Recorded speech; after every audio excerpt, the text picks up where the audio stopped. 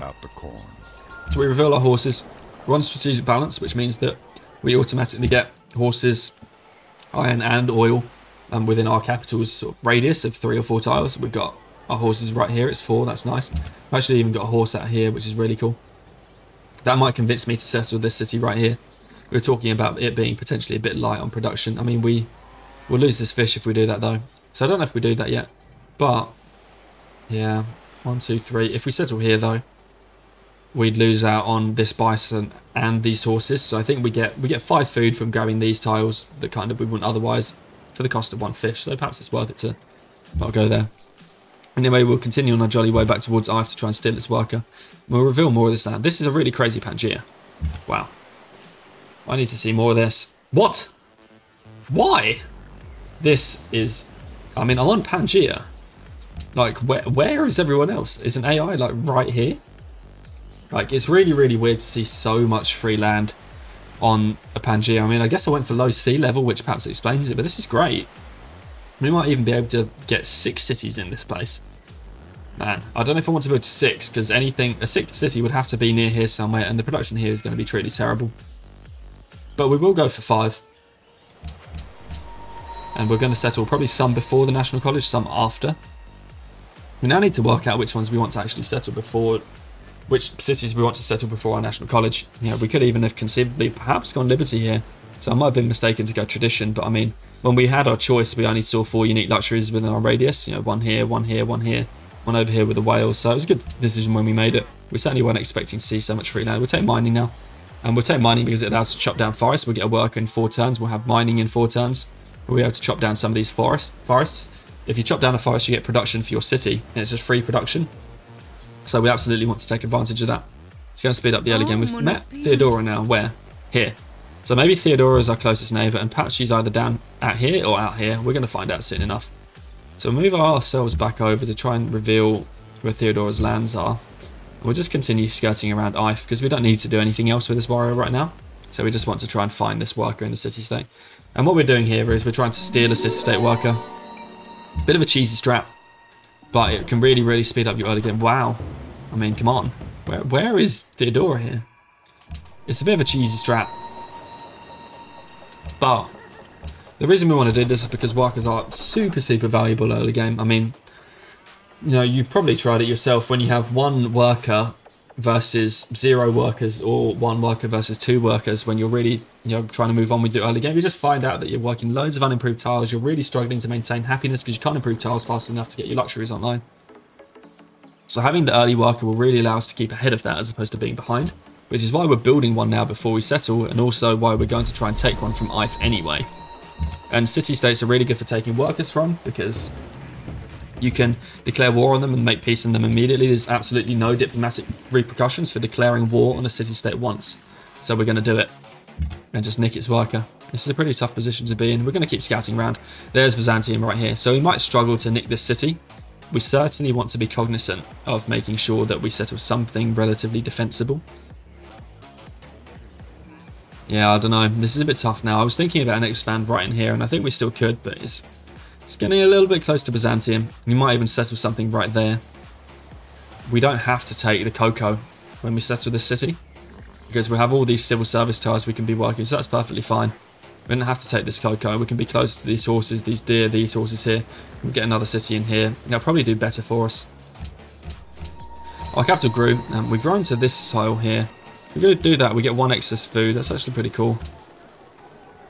I guess we'll take the gold for now, but we're definitely going to want to be having an excess food for settler production. And we'll move on, and we'll continue spying on Ife, trying to get their worker. I'm guessing if Ife builds a worker, it's gonna move towards these deer first, so we'll just hop up onto this hill. We've got a new worker now, and we're immediately going to start chopping down forests, I think. And the reason we're going to do that is going to build a settler. We're going to just see, we're going to optimize the settler production here. You see we've got 11, whereas over here we're on 10. Now if I'm not building a settler, we'll have 10 when we're like this. And we'll have 10 when we're like this too. And that's because, you know, when you're not building settlers, you only get production from production. But when you're building settlers, we talked about excess food counting towards settler production. And so right here, you can see that we've got 10, but we've got 1 excess food right now. So when we put the settler in the queue, we get 11 because we get +1 production from excess food. Now we're going to try and optimize this a little bit, but I don't think it's actually going to make any difference. That's 12 actually, so it does make a difference. And the reason this doesn't make a difference is because when you're building settlers, you can't starve your city. So right now, if I were to take the settler off the queue, we'd be at -3 food. We're actually starving, which means we'll lose population when food gets to 0. However, when you're building settlers, for some reason they made it like this, don't know why. You can't starve when building settlers, which means that you can work all hammers. You don't have to care about food at all. And so right now, we're actually managing to get 12 because we can work loads and loads of hammers without having to worry about food. And this is great because we'll even get these +4 gold per turn from these 2 copper tiles. Nice stuff. And then we'll go to our research. I think we want to research. That's interesting. So I would normally go for bronze working here, because bronze working, I mean, you reveal iron, and iron is a big boost to producing settlers. But I don't think we need the iron boost for making settlers here. And what's going to be really important is to take archery. We've got all of this land to ourselves. And that's good, because we can settle more cities. But the problem with having all of this land to ourselves is that barbarians spawn and there's no one else to deal with them. And one of the actual things that people struggle with when they transition from single player to multiplayer is actually the AI does a very good job. Well, I said it does a very good job. It has loads of military units to start the game, so it deals with a lot of barbs. But on multiplayer, it's players' units that are dealing with the barbs, and players, we just can't have as many units as Deity AI can. And so it makes it more difficult to deal with barbs. But I mean, we're going to have a barb camp's going to spawn up here. We're going to have to deal with that. Barb camp spawn down here. We're going to have to deal with that. There's a barb camp here. We're going to have to deal with that. A barb camp might even spawn in here or in here, and we're going to have to deal with that.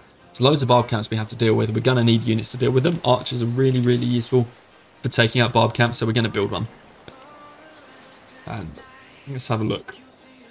So I'm using here a technique that's called radaring. Again, another little glitchy thing that you can use to help you when you're playing Civilization 5 vanilla. Some mods take it away, so don't take it for granted that you've got it. Check out your mod if you want to know whether or not you can or can't radar.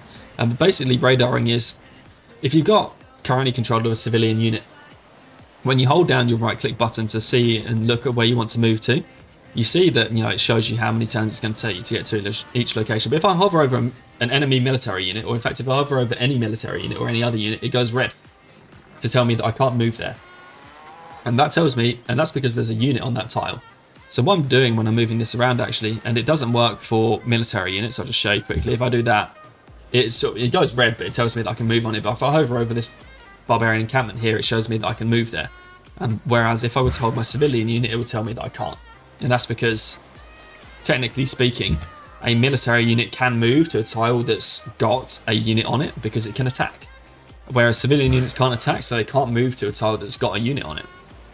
So what this means is that if I want to know whether or not a barbarian is in any tile ever, or in fact any unit is in any tile ever, all I have to do is take a civilian unit and right click over the tile that I want to look at, and it will go red. There's a barbarian unit here. Interesting. I'm not entirely sure how it got there. Maybe that's a city-state unit or a player unit, or like an AI unit or something, but there is actually a barb there. Wow. Okay, I mean, I wonder what that is. Really? I mean, maybe there's something a bit funky going. Oh, I'm being totally stupid. It's because it's coast. My citizens can't currently move on to coast tiles because I don't have optics. That's why I can't move there. But what we can see if we radar over all of these tiles is that there are no barbarians on it. So it's going to be safe for us to move our worker out to, say, this forest right here. And the reason we wanted to check is because if a barbarian is currently there, or it's currently there, or it's currently there, or it's currently there, well, not there, I guess. The point is, if a barbarian is in any of these 3 tiles, it's going to be able to take our worker if we leave it on this tile at the end of our turn. So we want to know if there's a barb there before we move there. So we check, there isn't, so we know it's safe to move. So we do. We're going to keep moving backwards now with the scout. There's no reason to be doing anything else with it. We use this scout to get a sense of, what is Byzantium around here. On Deity, the AI starts with a free settler. So this could easily be Byzantium's second city, not their first city. That's going to totally change what we think about the city spot here. So we do want to learn what that's about. And in general, you do want to send one scout to go and meet the world. It's especially useful on Deity AI because you get, and I'll show you about it now, because if you look at the tech tree, all techs have a cost, and you can hover over the tech and see the cost here. The cost of trapping is 38. It's 38 science, so we look at it here. However, for each player that you've met that has discovered a tech that you have not researched, then that tech gets discounted by something like 5%. I don't know quite the difference, but that tech gets discounted. And so what that means is that if you've met AIs that have got technology that you don't, you don't need to get as much science in order to research those technologies. And so we'll demonstrate it now because trapping is 38 science, but the wheel is 36. Now it's 36 because Theodora's already researched it, because the AI gets loads and loads of bonuses to start the game on Deity. Which means that, you know, if we weren't to have met Byzantium, we'd have to pay 38 science in order to research the wheel. But because we met Byzantium, we only have to pay 36. Now that doesn't sound like a lot of difference right now, and you're right, it isn't. It's only 2 science, but these things just add up over the course of the game. You know, if we meet the other 4 AI that are in the game, that's going to take another 5%, another 5%, another 5%, another 5%, and then this is going to be really cheap. You know, instead of being 36, it could be 28 or something. And if it's 28 as opposed to 38, we're only generating 7 science per turn right now. That cuts a whole turn off. And you can imagine, you know, you don't just cut a whole turn off the wheel. The AI is going to be ahead of us in science for a long time on Deity. So we're going to be cutting, like, you know, a turn off practically every tech we research until we catch them up. And we're not going to be catching them up until we're all the way up here somewhere, you know, electricity, radio, something like that. So meeting the AIs, you know, really helps you race through science, and that's going to matter because against Deity AI, we already talked about it on quick speed, the AI could win by turn 200. They could even win by turn 190. So we need to be fast with our tech. And then we're just going to start chopping this forest down here because you can't grow while you're building. You know, you can't stagnate, and you can't starve while building settlers. But similarly, you can't grow while building settlers. So the shorter time we spend building settlers, the better. So we're going to chop down this forest here. We're going to chop it down anyway. We're going to chop it down now so we can get the production for while we're building settlers, which means we spend less time building settlers and more time growing. Now, what we're going to do with this scout, we're going to put it back in Washington. There's no... actually, you know what? Yeah. I don't quite know what we'll do here. So, I was originally thinking about putting this scout back in Washington, and we're thinking about that because I've taken this social policy and tradition. Garrison units cost no maintenance, and cities with a garrison gain 50% range combat strength. The range combat strength, it is more useful, you know, not now, but the thing that I was really thinking about was the no maintenance. Right now, we have a look at our gold. We're spending 2 gold on unit maintenance, I guess.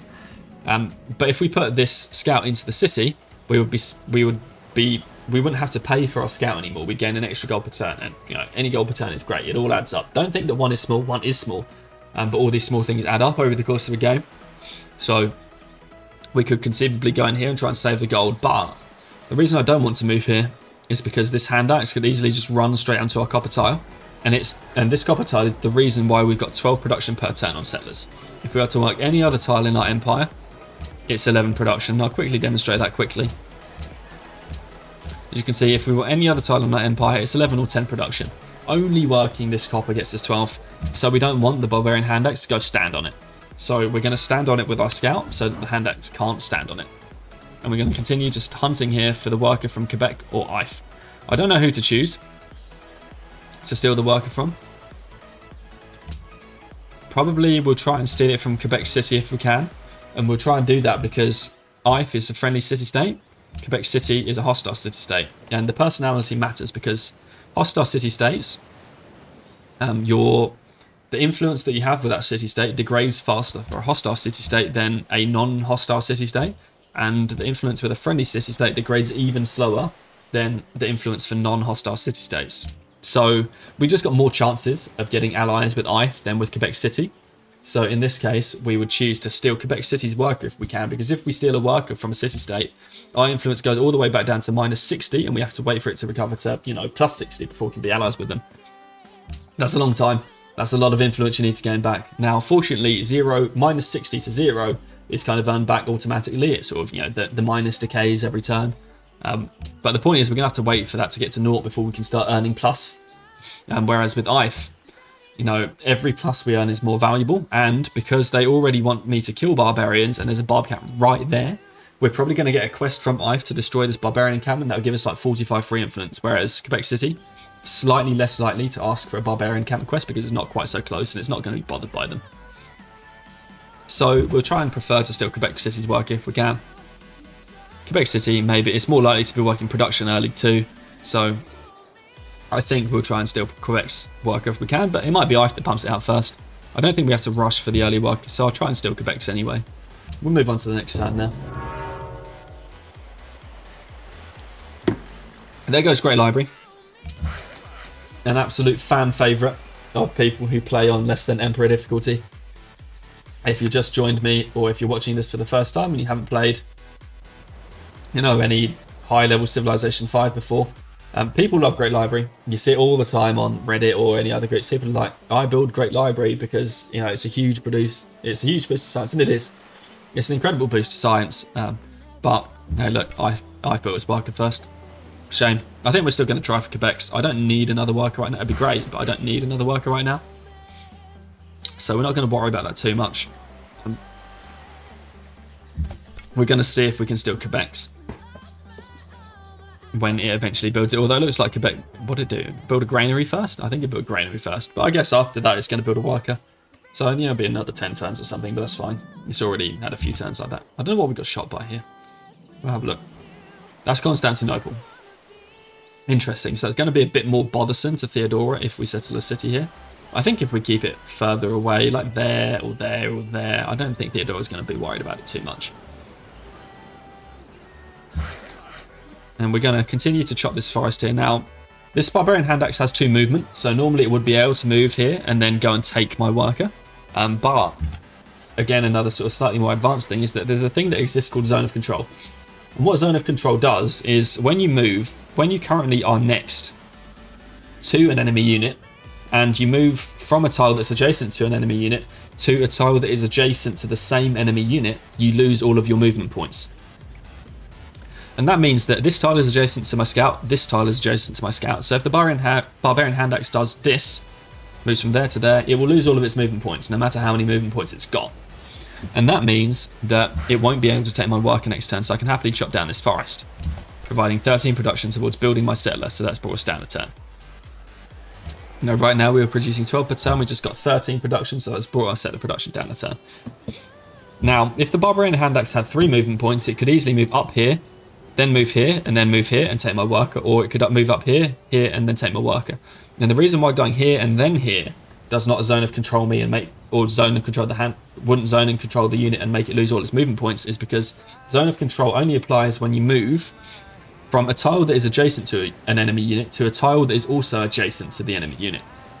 So if the Hand Axe moves here, it is now not adjacent to my scout. So when it moves to this tile here, it again becomes adjacent to my scout, but because it did not start that, you know, movement adjacent to my scout, zone of control does not apply. Whereas because it starts adjacent and ends adjacent, it does apply, which means that it could move up here, and then here, and not be affected by zone of control. But because it's only got 2 movement points, if it moves up here and then down here, it's used up all its movement, so it can't get me anyway. So the worker's safe. And what we'll do is next turn we'll get archery, we'll buy an archer with our gold. We'll just fortify, might as well. We'll buy an archer with our gold, and then we'll go and deal with that Hand Axe. And we kind of want the Hand Axe to move in here anyway, because then it can get hit by a city bombardment shot.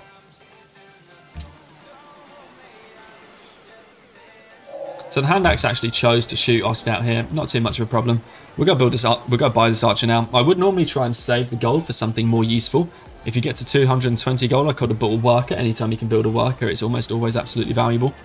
But as I said, you know, we're going to get a barb camp spawn up here. In fact, look, there's probably already a barb camp up here. Let's see if there is one.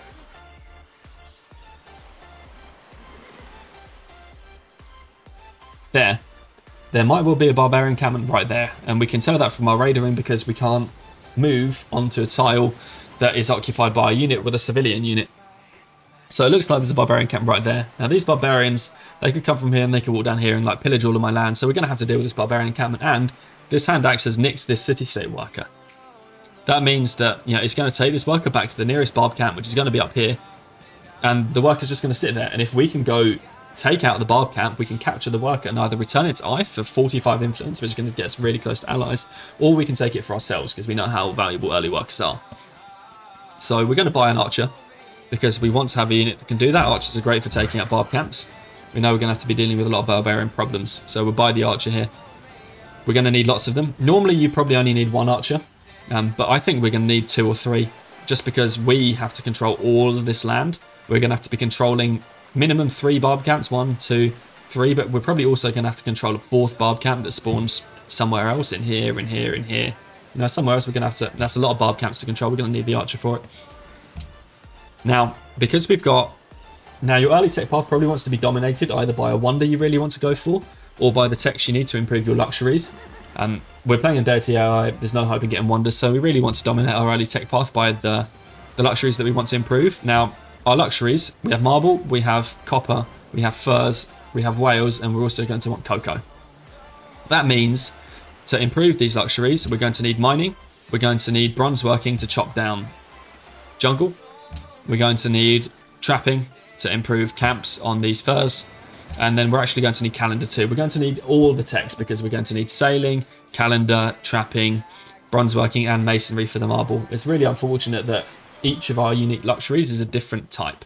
You know, one's a masonry lux, one's a calendar lux, one's a sailing lux, one's a trapping lux, and then one is even under jungle, so I guess it technically acts as a bronze working plus calendar lux. A real shame.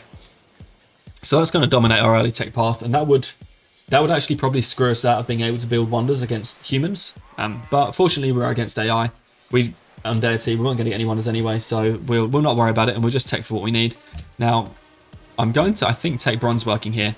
And that's because we already have one of the techs needed to improve our luxuries. We already have mining. So we can afford to delay a bit any of our other lux techs and just take bronze working. We want bronze working to reveal iron.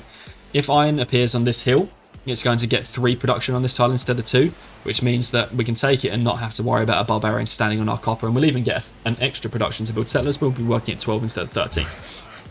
So we absolutely want that. We're going to continue scouting these lands. Because we've got this extra military unit, I'm probably going to be tempted to send this scout out to meet the world for the discounts to the tech costs, although it's a bit sketchy. We'll definitely need the scout to block from barbarians, but we'll kind of just see how that goes. I want to meet the world. It's incredibly valuable. We'll start chopping. Now we'll get this archer out and start shooting our hand axe. Our borders have grown now to these cattle. That's quite nice. And we'll take legalism now. We've got legalism turn 18. That's quite fast. I think it's because we built an early monument. And that's going to help hopefully accelerate us towards our culture even more. Now, something to note here actually is that if we look at our capital, we still only got a monument. Didn't we talk about earlier that legalism gives you a free culture building in your first 4 cities? Well, we talked earlier about not having to have engineering in order to get traditions free aqueduct, which is here. But for the free culture building from legalism, you actually have to have the tech to get it. But you do always get it free. So, you know, we have no other culture buildings available to build right now. We'll just go check our build queue. I mean, you get +1 culture from Temple of Artemis, but it doesn't count as a culture building. We have no culture buildings available to build. So we didn't get a free building from the tradition policy. But what's nice about this is we will get a free building from this in our capital still, even though we took the policy and we didn't have a building available right away. But the problem is with the legalism building, you actually have to have researched the tech to get the building. You'll get the building when you research the tech, but you have to wait until you research the tech before you get the building, no matter when you take legalism. So in our case, we're America, we've got nothing special going on. The next available culture building is going to be this one here, the amphitheatre at Drama and Poetry. So we're not going to get our free amphitheatre until we've researched drama and poetry, but I assure you we will get our free amphitheatre when we get there. Okay. So we can continue scouting to try and meet the world. We'll just sort of continue moving along. I don't know if that was a good idea or not to move there, but I guess I wanted to be closer to the hill. There's probably another AI right here, so by going there to try and meet them, it's not a bad thing. And our settler comes out next turn. We really could have done with another garrison unit here. And what I might do is typically you're advised that once you get to 3 pop, you want to just straight build settlers until you need no more settlers. But in this scenario, because we're going to be having to deal with 3 barbarian camps all by ourselves, we're going to really, really struggle to find units to protect our civilian units. So I might actually take the time to build a scout after we build the settler, just so we have something to protect our stuff. There is Quebec City's worker. So we'll take that. War Quebec City. Now you can be really cheesy here and stay at war with the city-state. And what you can do with that is that, again, because city-states, they don't come after you. City-states will only really attack you if you're close enough to them. And in our case, we're not. They don't come after you, so we can stay at war with city-states to the end of the game. And what would happen is if we hid somewhere and waited for the city-states to spawn a worker, we could just steal another one later on in the game. And that would be totally fine, and it's actually what you need to do if you really want to speed run on Deity. But in the multiplayer lobbies that I play, you're only... Well, first of all, you're not allowed to stay at war with a city-state unless you're killing it. Which means that if I were playing multiplayer, I would have to peace out here.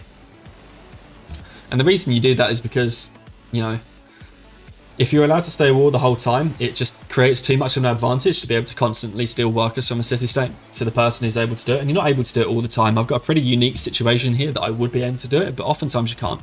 So I'm going to make peace with them here because I want to stick true to multiplayer. And what I've done is I've actually named my worker Quebec, just so that I know where it came from and the fact that it was a stolen city-state worker. And why does this matter?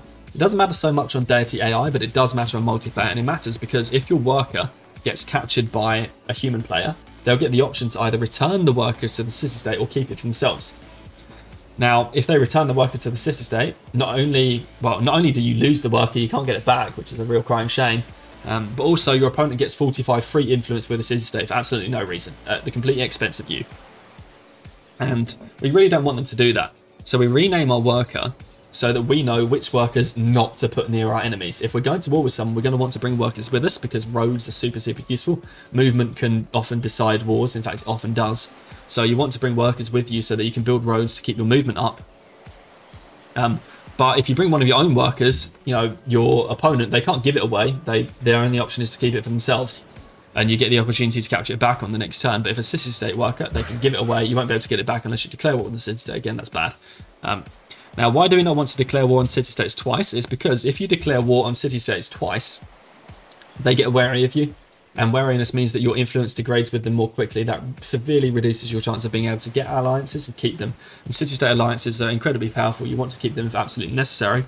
So you don't want to declare war on city-states twice. And you'll notice I've been careful with my language here. And it's because I said declare war on city-states. Now, if you declare war on any state, say IF, that counts as one war declaration against city-states. Now, if I declare war on IF for a second time, that counts as a second war declaration against city-states. But if I declare war against Quebec, that also counts as my second war declaration against city-states. And when you do your second war declaration against city-states, some city-states will grow wary of you. And growing wary means that you lose influence with them faster than you would otherwise normally do. So once, no repercussions whatsoever. You know, sometimes an AI will have a pledge to protect and they'll be like, yo, what have you done? You know, I hate that, you know, stop doing it. You can do that. That doesn't really matter that much. So I wouldn't worry about declaring war on a city-state that an AI has got a pledge to protect on, unless you really don't want to be at war with them. But 2 really starts to impact your game, and so that's why you don't want to do it. And one other thing to know about why we renamed it as Quebec is because we're going to get to a point in the game where we're going to have too many workers. And when you do that, you can delete the worker to get some free gold and to save on upkeep. But if you give the worker away to a barb camp and then clear the barb camp, capturing that worker will actually give you the opportunity to return it back to where you stole it from. And so we name it Quebec so that we know that if we try and do something gimmicky like that, we know to prepare ourselves to gain allies, you know, extra influence with this city-state. We know who we're going to gain influence with, basically.